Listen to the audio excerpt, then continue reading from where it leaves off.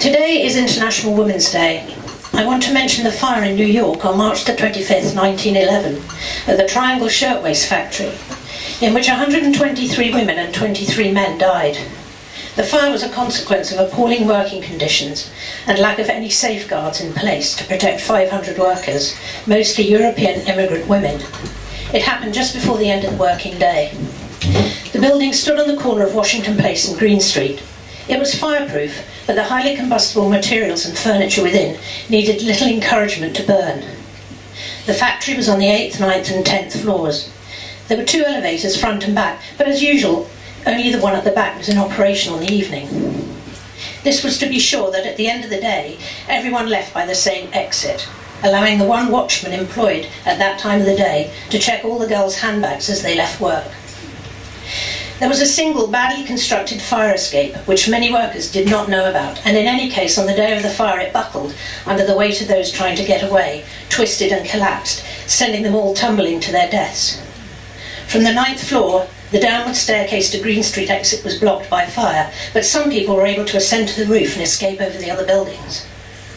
The door to Washington Place stairs was locked, and even 40 or so people were unable to force it open.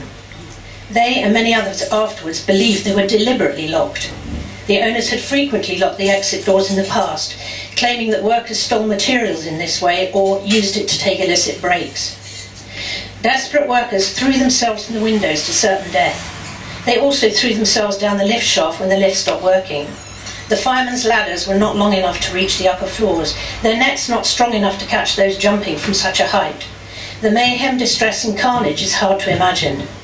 Most of the women who died were between the ages of 14 and 23, and the fire was all but over in half an hour.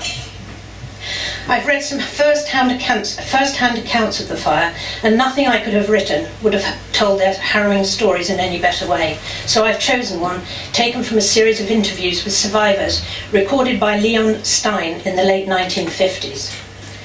This is Celia Friedman, who was on the 9th floor.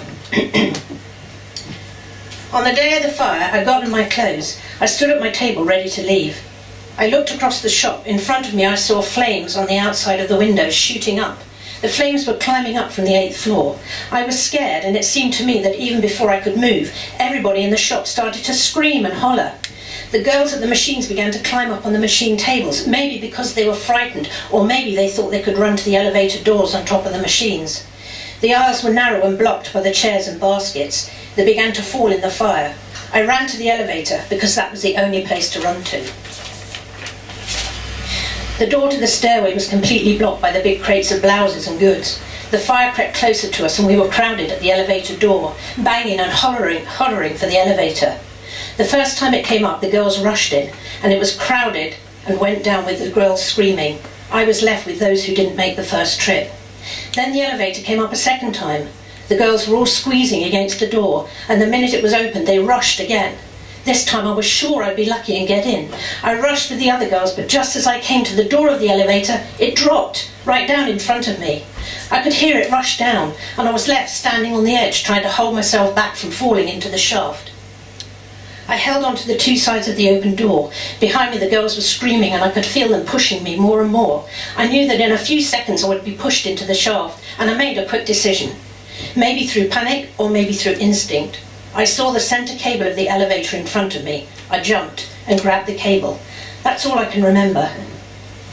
The next thing I knew was when I opened my eyes and was lying on my back and looked up into the faces of a priest and a nun who were trying to help me. I was in St. Vincent's Hospital. Everybody thought I was going to die. They found me at the bottom of that shaft. I'd saved myself by jumping. Others had fallen down the shaft on top of me, and I suppose I was found by the firemen when they were removing the dead. I've often wondered how I was saved. I was very lucky. By sliding down the cable, I was far enough away from where most of the bodies landed on the top elevator cage as they fell down the shaft.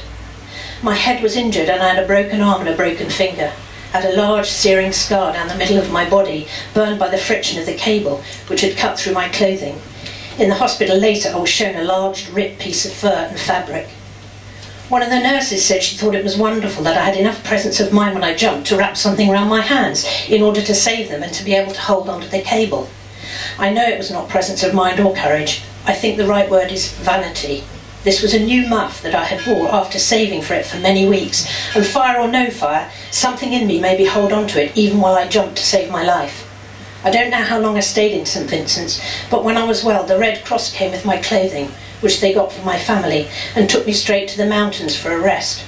At the same time, the Red Cross paid my family $10 a week for 10 weeks. I never got a dime's worth of help from the company.